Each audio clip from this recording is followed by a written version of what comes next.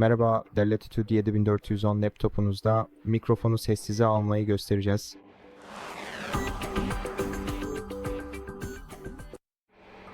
Mikrofonunuzu sessize almak için hızlı bir şekilde F4 tuşuna basın.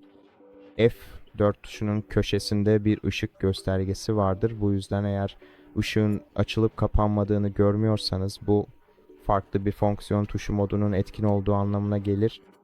Ve böyle bir durumda F4 tuşuna Fn tuşuyla birlikte basıp ışığın F4 tuşunuzun göstergesinde görünüp görünmediğini kontrol edebilirsiniz ya da fonksiyon tuşlarınızın modunu değiştirmek için Fn ve Escape tuşlarına aynı anda basabilirsiniz. Mikrofonunuzu sessize almanın alternatif yolu ise başlat menüsünü açmak, ardından ayarlara gitmek, sonra Bluetooth ve cihazlara gidip cihazlar listesini açmak ve ardından sese gitmektir. Ses bölümünde mikrofonunuzu bulun. Varsayılan olanı Realtek tarafından Microphone Array'dir. Bu menüyü açın ve ardından izin vermeye tıklayın.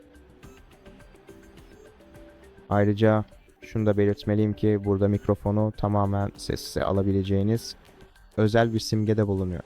Ve tekrar etkinleştirmek için izin vere tıklayın. Ayrıca mikrofonunuzu etkinleştirmek istiyorsanız bu simgenin de sessizde olmadığından emin olun. Şimdilik bu kadar. İzlediğiniz için teşekkürler. Beğendiyseniz abone olup yorum bırakmayı unutmayın. Sonraki videoda görüşürüz.